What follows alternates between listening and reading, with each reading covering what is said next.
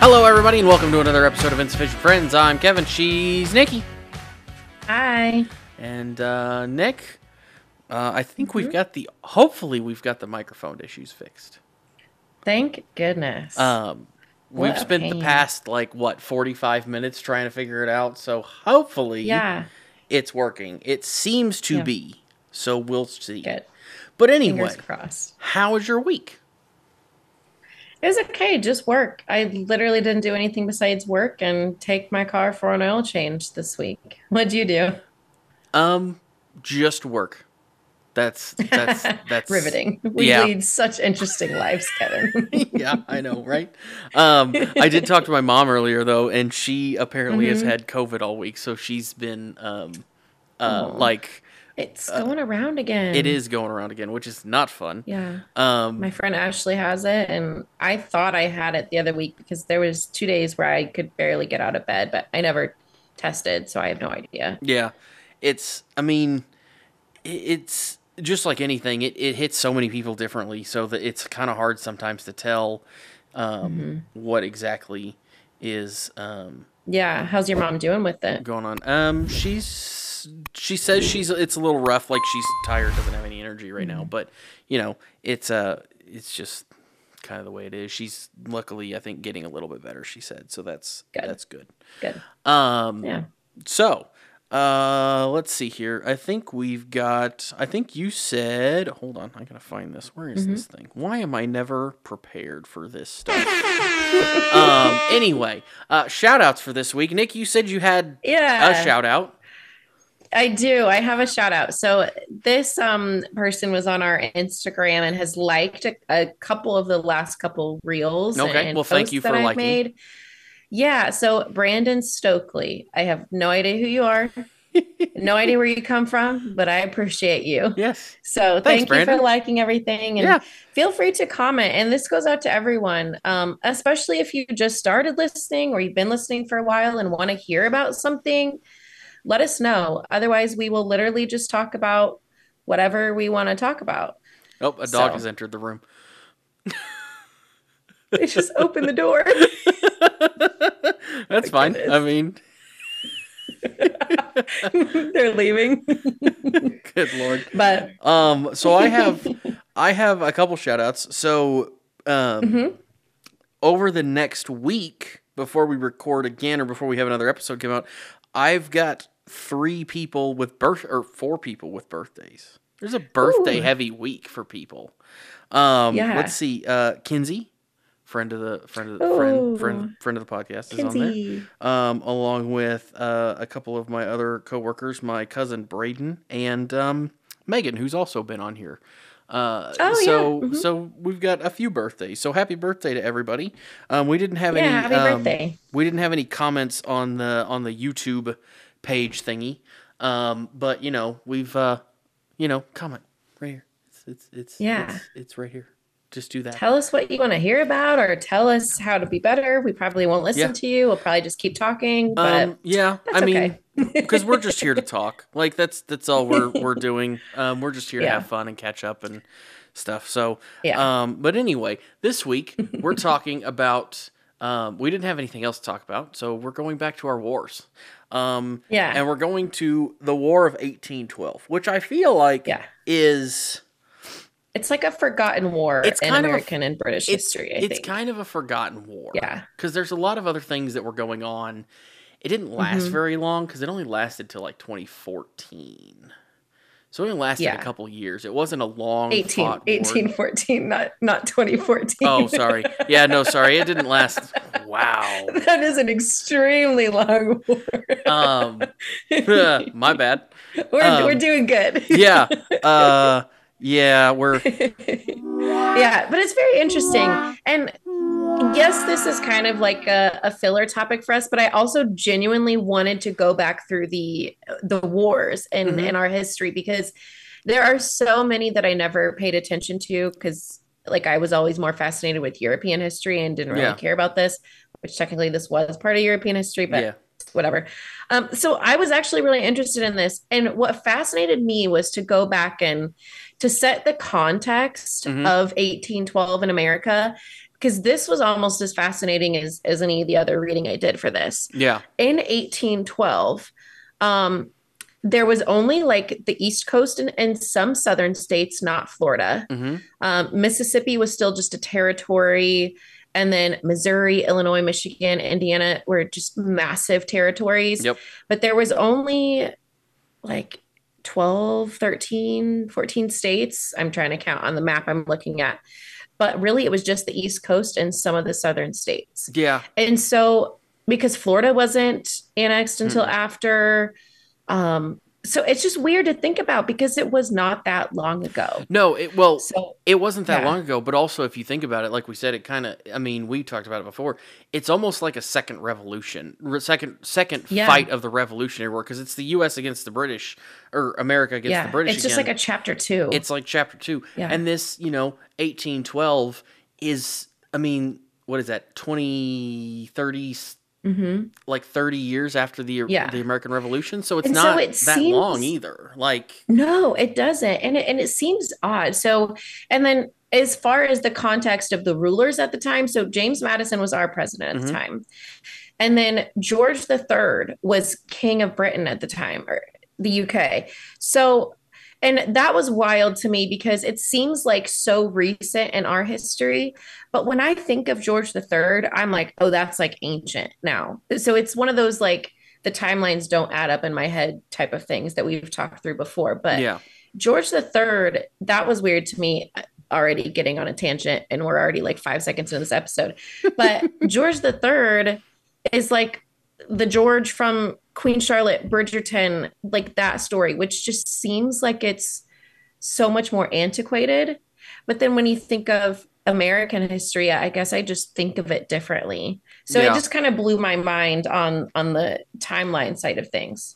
Well, I think part of it Anyways, is we, I mean, in the States, we think, like I do, and I think a lot of people do, think of America as been around for a long time. It's been around for, 250 years or something like that.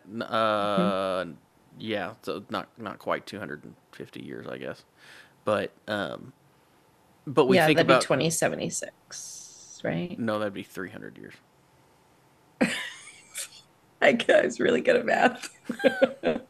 Yeah. Anyways, continue. But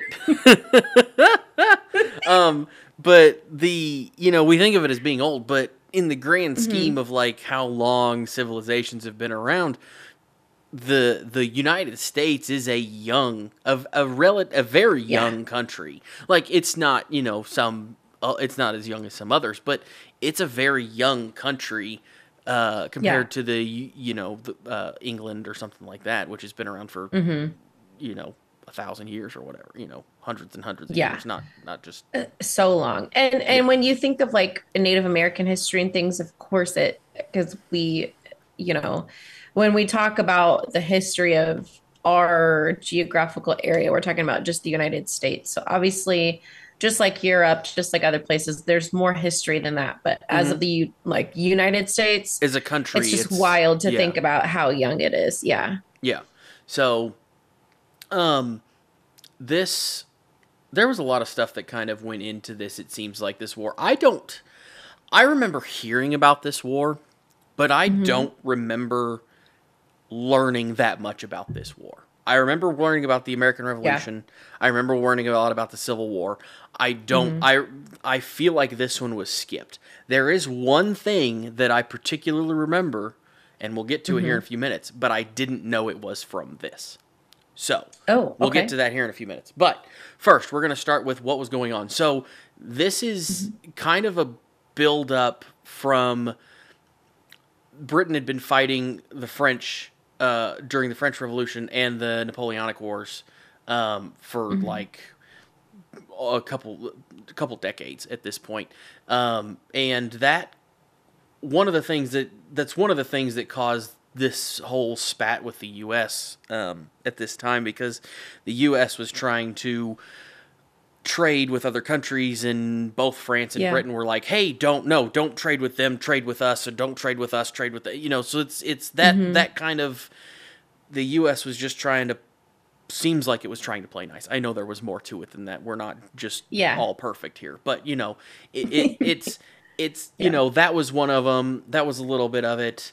The U.S. was also trying to take over part of Canada, which Britain didn't like, because obviously Canada is it's not a British colony anymore. It's its own country, but it is under the Queen. I think it's still one of the places that is under the Queen, or, well, I guess now it's under the King, but you know what I mean. Yeah, I think so.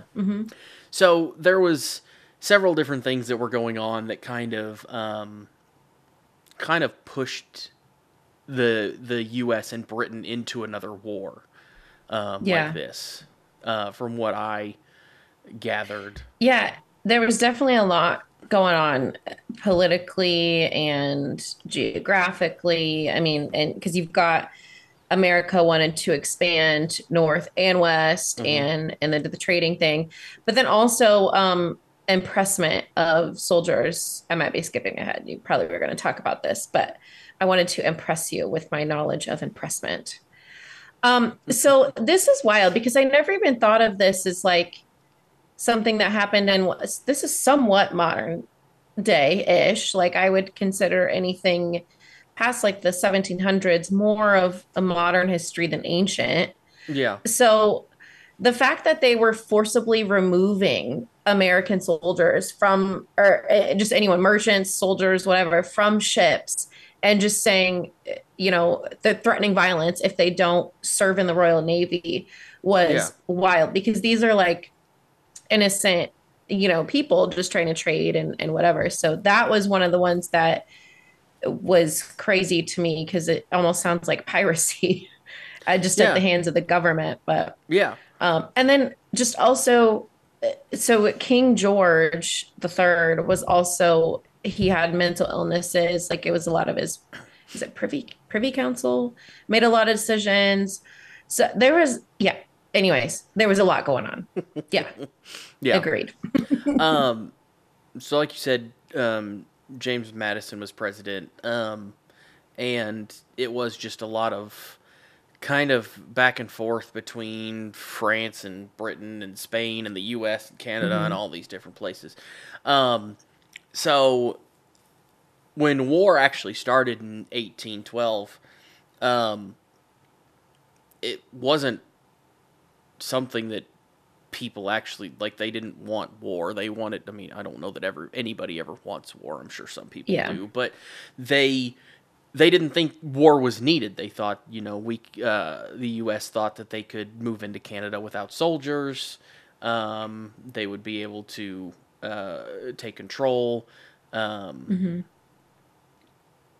this is, the British government was like, no, you're not gonna take this over. And, they kind of started fighting a little bit. And at this time also, you have the British government, like I said, that's trying to fight France and the Napoleonic Wars at the same time. So they're kind of like half involved with a couple of these wars on two opposite sides of the world. So that's two different fronts. Yeah, two different things. So that's kind of happened for a while. The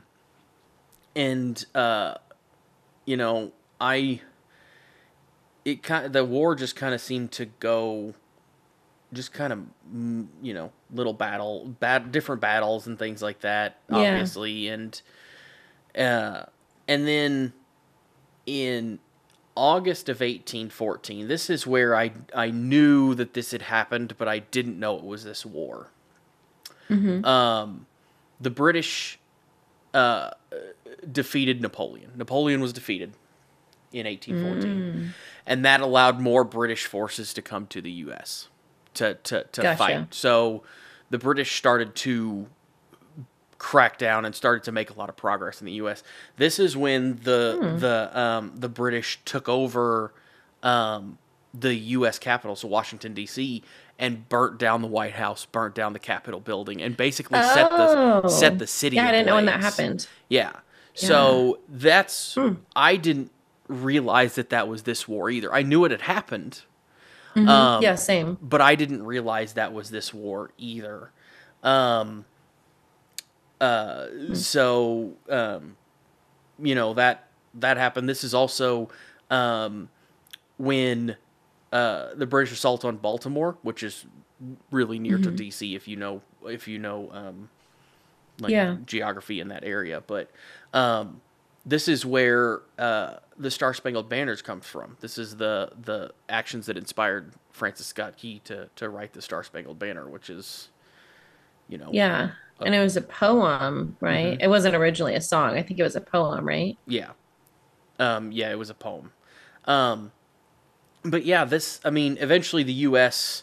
Was able to push back, retake the capital, and a lot of the buildings were in ruins, or at least Mm-hmm. if they were still standing, it was just the walls because the White House and the Capitol building are made of stone and marble, so Yeah. you don't really burn that down. It burns everything else, burnt the roofs off the buildings, burnt everything inside and stuff. But I watched CBS did a story on the anniversary of this.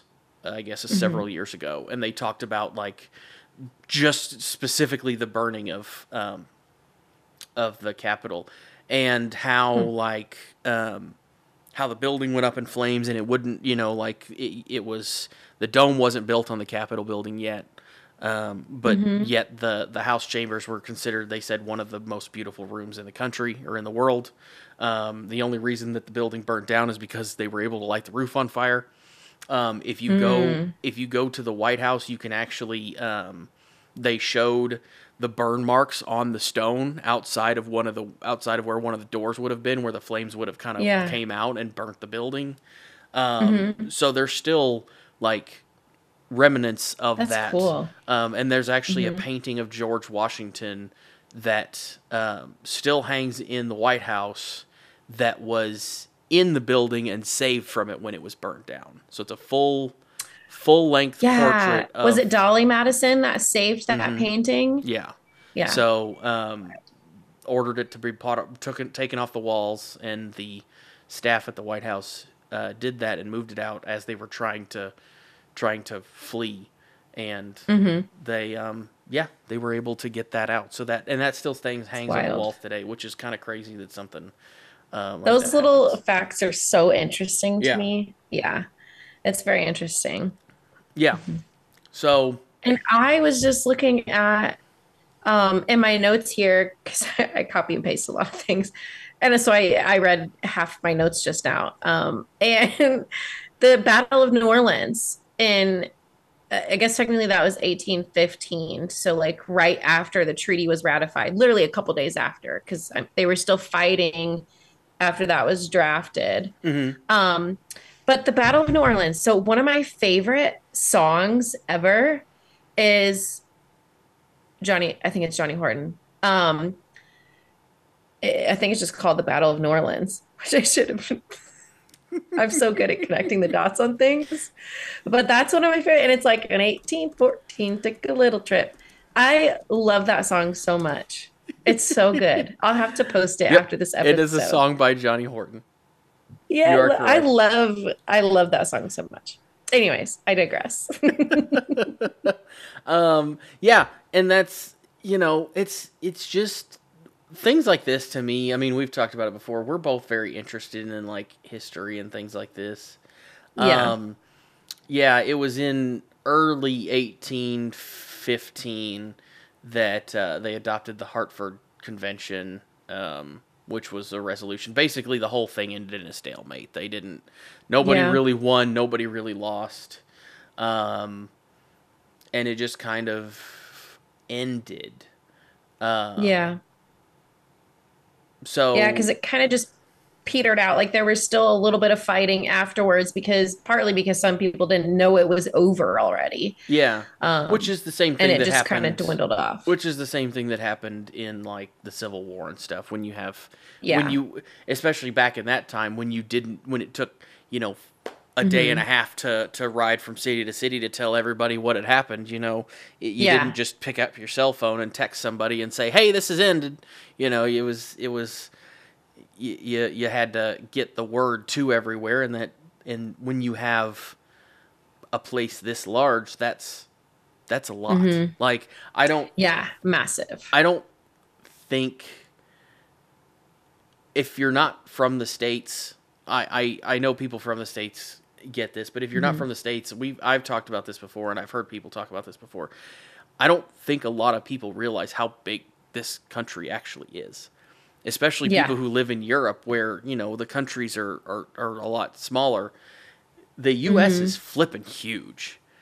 I mean, it is massive. Yeah, and so is Canada, and so is Russia, and so is China. But it's not if New Orleans. That's like when we were in Scotland, and we were going to go from the Isle of Skye to Edinburgh, and I can't remember if it was 6 or 8 hours. Either way, we were like, no problem. We'll make a day trip of it. We'll stop along the way, and then we'll be there by dinner time. Yeah. And every gas station we stopped at, of course, we were American, so they were asking us what we were doing, where we were going, and everyone was like, "You're making that whole entire trip?" And I was like, "Yeah."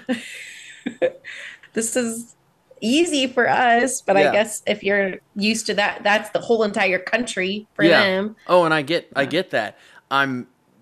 Google's being slow. I'm trying to get the distance from New York to from DC to New Orleans. DC to New Orleans is across land, is 1,000 miles, almost 1,100 miles. That's a lot. I don't know. It sounds like a lot. How does it say, like, the amount of time it would take to walk there? I know they didn't walk. They probably rode a horse, but 17 days. Wow. Yeah. So, I mean, that makes sense. Why, even though they technically in December of 1814, they decided on the treaty initially, why they were still fighting until February and March. So from the top of Scotland to the bottom of England is 575 miles. No, I'm just using like a tool on Google Maps to do this. But from one of the top points of Scotland, of the mainland, from the top point of the mainland to the bottom point of the mainland of England is 575 miles. So it is half to go. Yeah. So that's half the distance, that's just a lot. And that's only DC to New Orleans, which New Orleans isn't even halfway across the United States. That's, just going southwest. Yeah. It's just going south a little bit and south and west. Yeah, like you said. DC's kind of mid, up and down, and New Orleans is still kind of east-ish from mid on side to side. So it's just kind of crazy sometimes how big this country is, especially when you look at it on a map and just realize it's like, oh yeah, it's wild. So it totally makes sense why they didn't know. And then after the war, so this part was really interesting to me. So I looked up, because part of my notes for this was looking up the beginning and after of like the context, everything that was going on, different political changes, things.